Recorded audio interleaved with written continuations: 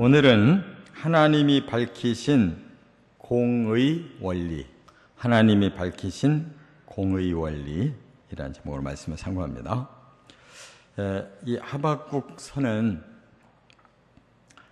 짧은 세 가지 질문에 대하여 하나님이 대답하시는 말씀이 내용인데, 이미 질문은 1장에서 했습니다.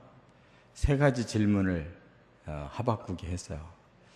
왜 악인들을 심판하지 않으십니까?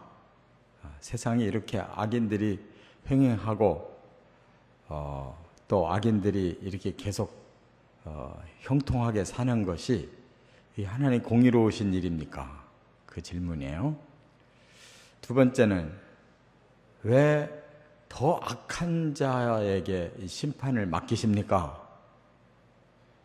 악한 자를 하나님이 심판해 달라니까 왜 더 악한 저 바벨론 같은 강대국을 통해서 선민이 아무리 악하다 할지라도 심판을 당해야 그게 공입니까? 세 번째 질문은 하나님은 왜 의인을 구원하지 않으십니까? 이것이 핵심적인 문제죠.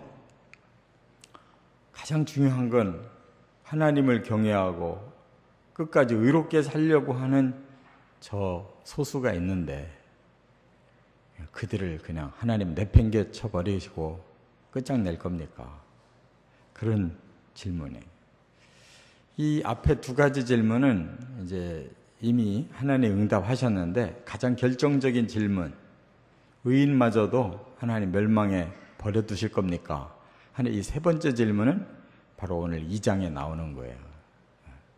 그런데 2장의 말씀이 좀 그 깊은 뜻이 있어서 둘로 나누려고 합니다. 오늘은 이제 기본적인 공의 원리에 대해서 하나님이 밝히고 계셔요.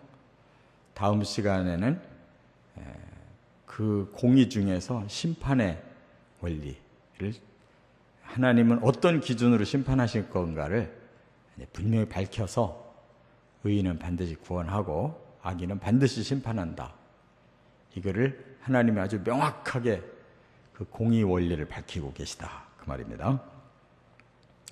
첫째, 1절부터 3절에 보면 하나님은 때를 정해놓으셨다. 이렇게 말씀했어요. 그러니까 하나님이 악인을 심판하지 않거나 의인을 구원하지 않는 게 아니고 하나님의 디데이가 있다는 거예요. 아무 때나 심판하고 아무 때나 구원하는 게 아니다. 하나님은 이 정해진 그 과정을 따라서 행하실 것이다. 그 말이에요. 그런데 사람이 생각할 때는 하나님이 방관하시는 것 같이 보이고, 이렇게 하나님은 도대체 이 땅에 대해서 별 관심이 없으신 것처럼 보인다는 거죠. 그러나 결코 방관하는 것이 아니라 정해진 그 과정을 하나하나 하나님 행하시는 중이다. 그랬어요. 그래서 종말은 반드시 있다. 종말이 뭐냐면 구원하든지 또 심판에서 멸망하든지 그 끝 판결의 날은 반드시 있다는 거예요. 근데 세상 사람들은 세상이 이렇게 돌아가는 것보다 계속 이렇게 반복되어 가는가 보다 이렇게 생각하잖아요. 세상은 결코 반복되지 않는다. 역사는 돌고 도는 것이 아니다. 언뜻 보면 그런 것 같은데 그 결정적인 디데이를 향해서 가고 있는 거다. 그 말이에요. 그래서 하나님은 이걸 속히 행하고 계시는데 사람은 이것이 더디고 지체된다고 생각한다는 거예요. 그러니까 하나님이 생각하시는 시간과 사람이 생각하는 시간이 차이가 나요. 하나님은 이것을 지금 굉장히 빠른 속도로 행하고 계시는데도 불구하고 사람들은 왜 이렇게 더디냐? 그럴 수밖에 없는 것이 사람의 인생은 7, 80년이고 하나님 영원하시니까 이 사이클이 맞을 턱이 없죠. 7, 80년밖에 살지 못하는 인생이 그거를 자기 눈에 보겠다고 하니까 볼 수가 없는 거예요. 하나님은 영원하신 하나님으로서 시작과 끝을 이렇게 과정을 밟아 가시니까 그게 사실 얼마나 길겠어요. 근데 사람은 7, 80년 안에 자기가 그걸 다 봐야 되겠다는 거예요. 그냥 못 보는 거예요. 지금부터 3,000년 전에 다윗도, 더 멀리 4,000년 전에 아브라함도 못 봤어요. 그걸 어찌 우리가 한눈에 다 보겠다고 그러겠어요. 하나님은 아브라함에게서 시작하시고 다윗에게서 기초를 놓으시고, 그래서 지금부터 2000년 전에 예수님이 오셔서 겨우 구원을 시작하셨는데, 우리는 2000년 후에 지금 모든 게 결판날이라고 이렇게 생각하고 있잖아요. 근데 하나님의 스케줄은 아직도 진행 중이라는 거예요. 그러나 반드시 디데이는 있다, 그걸 말씀했어요. 그래서 결코 하나님은 거짓되지 않는다, 반드시 응한다, 이렇게 말씀했습니다. 우리가 하나님의 시간 개념으로 기다리고 그 결론을 맺어야 될 줄 믿습니다. 두 번째, 4절에 보면 하나님은 의인을 반드시 구원하신다 그랬어요. 사실 그 의인의 개념을 여기서 다시 설명하셨는데, 사람은 마음이 교만하고 정직하지 못하다, 이렇게 먼저 정의를 내리셨어요. 그러고 나서 의인은 믿음으로 말미암아 살리라, 이렇게 말씀했어요. 이거 굉장히 중요한 거예요. 사도 바울 로마서에서 이 하나를 풀기 위해서 장장 8장까지 그걸 설명해 놨어요.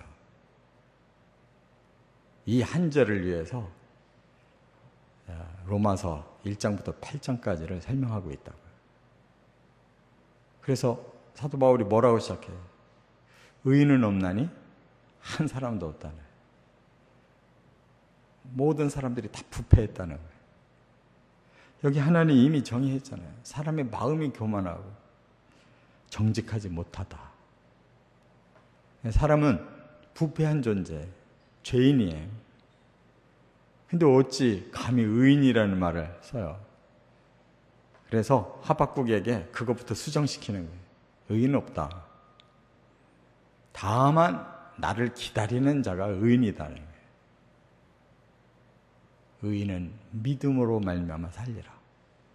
정말 하나님께 구원을 갈망하고 기다리고 있는 그게 의인이지, 뭐 자기가 의로워서 구원받을 자격이 당당하게 있기 때문에 왜 구원 안 하십니까? 그 말은 틀렸다는 거예요. 깨달으시 바랍니다. 우리는 그럴 말을 할 자격이 없고 그런 존재가 단 한 사람도 없어요. 하박국이 착각하고 있는 거예요. 다 모든 사람의 마음은 다 교만하고 다 부패해 있어요. 정직한 자가 없어요. 다만 하나님을 알고 그 하나님이 우리를 사랑하셔서 구원하겠다고 약속 주신 것을 믿고 바라보고 기다리는 자가 의인일 뿐이에요. 그럼 끝까지 기다려야 의인이고 그런 자를 살리는 거지, 구원시키는 거지. 지가 기다리다 지쳐서 못하겠습니다 그러면 그는 의인이 아니에요. 그냥 여전히 죄인으로 끝나는 거예요. 하나님의 구원의 날을 끝까지 기다리는 자, 그날 가서 그는 구원받는 거예요. 우리가 지금 구원받은 게 아니에요. 약속을 받은 거, 그 약속을 붙잡고 있는 의인일 뿐이에요. 꼭 깨달으시 바랍니다. 이게 안 되기 때문에 사람은 교만해서 자기 당대에 다 뭘 봐야 되는 거예요. 결코 그렇지 않습니다. 우리가 이 땅에 살다가 어떤 곤욕을 당하고 어떤 처참한 죽음을 당한다 할지라도 그건 마땅해요. 당연히 받아서 마땅한 자들인데, 그럼에도 불구하고 하나님 우리에게 구원의 그 은혜를 약속해 주셨기에 그걸 끝까지 붙들고 사는 자, 마지막에 구원시키는 거예요. 그래도 너무너무 감사하고 그걸만으로라도 우리가 구원받는다는 게 감지덕지한 거예요. 근데 우리는 하도 교만하고 스스로 자신을 너무너무 의롭고 훌륭하다고 높여놓으니까 이게 당연히 왜 구원을 주셔야 되는데 왜 안 주냐고 때를 쓰고 있는 거예요. 여기서부터 수정이 돼야 돼요. 그래서 하나님을 끝까지 신뢰하는 것이 믿음이고 그 믿음을 가진 자 끝까지 인내하고 있으면 반드시 하나님 구원하신다 그랬어요. 세 번째 5절부터 8절에 보면 하나님은 악인을 반드시 심판하신다. 아주 명확하게 말씀했어요. 여기 보니까 술을 즐기는 자, 거짓된 자, 교만한 자, 욕심이 수월 같고 만족이 사망같이 끝이 없는 자, 이런 자들은 하나님이 반드시 대가를 지불한다 그랬어요. 그러니까 이 땅에서 우리가 하나님에 대한 그 믿음이 없이 자기를 즐기는 자가 자기를 마음껏 즐기려고 하는 자들, 자기를 위해 마음껏 거짓말하는 자들, 자기를 마음껏 높이는 자들, 자기를 마음껏 욕심대로 거둬들이는 자들, 그런 자들은 그 욕심 때문에 오히려 수월과 사망까지도 거둬들이는 거예요. 얼마나 욕심이 많은지 어느 정도 가서 멈춰야 되는데 지옥도 자기들이 거둬들이고 사망도 자기들이 거둬들이는 거예요. 그리고 만국과 만민을 정복하고 지배하려고 하는 자, 결코 자기 소유가 아닌 것을 끝까지 모으려고 하는 자는 다 거기에 대한 대가를 지불한다. 이게 바벨론에 대한 심판이잖아요. 강대국들에 대한 심판이에요. 자기 거 아닌데 하나님 건데 마치 지 것처럼 만국과 만민을 다 자기가 정복하고 지배하고 누리고 하려고 한다는 거예요. 그러나 그들은 사실은 무거운 짐을 진 자들이다. 왜? 자기 것도 아닌데 남의 것 잔뜩 끌어모아서 등짐에다 졌으니까 그거는 스스로 무거운 짐을 진 자예요. 언젠가 그 짐에 눌려서 죽을 자들이에요. 얼마나 하나님 명쾌하게 말씀했어요. 우리 사람들이 왜 개고생활하고 사냐면 자기 욕심에 자기 것도 아닌 거를 막 자기가 취하겠다고 짊어져가지고 그 등짐에 우리가 스스로 눌려서 이렇게 힘든 거예요. 왜 병 걸리고 왜 마음이 이렇게 불안하고 고통스럽고 괴로움이 왜 왔느냐. 전부 내가 끌어들여가지고 내 욕심 때문에 내 것도 아닌 거 괜히 등짐지느라고 자기 욕심에 자기가 짓눌려 있는 거예요. 이거를 훌훌 벗어버려야 이제 심령이 가난하면 그때 천국이 보이고 천국을 누릴 수 있는 건데 이게 바로 복음이라는 거예요. 사람들이 이 복음은 모르고 그냥 욕망, 자기 욕망의 세계를 막 다 움켜쥐느라고 지옥까지 움켜쥐고 사망까지 움켜줘서 스스로 죽어가고 지옥 가는 거예요. 얼마나 심오해요. 그런 자들은 스스로 짊어진 만큼 거기에 대한 대가를 자기 짐을 지는 거다. 그런 자는 똑같은 방법으로 대가가 온다는 거예요. 억누른 자 갑자기 억눌림 당하고, 괴롭힌 자 갑자기 괴롭힘 당하고, 갑자기 노략질 당하고, 갑자기 피 흘림을 당하고, 갑자기 강포를 당할 것이다. 바벨론이 그렇게 망했거든요. 그러니까 그렇게 불법으로 남을 막 함부로 하더니만은 그 한 행위대로 그대로 당했다. 그게 이게 사람의 죄값이에요. 우리 사람이 행한 만큼 그대로 당하는 겁니다. 이렇게 하나님은 공의의 원리를 밝히셨어요. 그러니까 우리는 하나님의 기준에 세워야지 자기 기준으로 세우면 안 돼요. 소용없어요.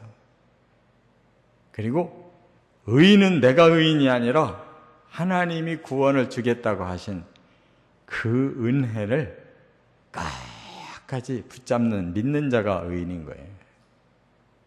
그리고 우리의 죄값은 우리가 스스로 짊어지는 거지 하나님 지우는 게 아니에요. 우리가 부당한 그런 욕심과 교만함과 또 거짓을 우리가 부린 만큼 그 짐을 그대로 우리가 당한다는 거 꼭 깨닫고 바로 이 공의의 원리에 따라서 모든 것을 하나님이 진행해 가시는 거기 기준에 맞춰 살아가시기를 주의 이름으로 축원합니다.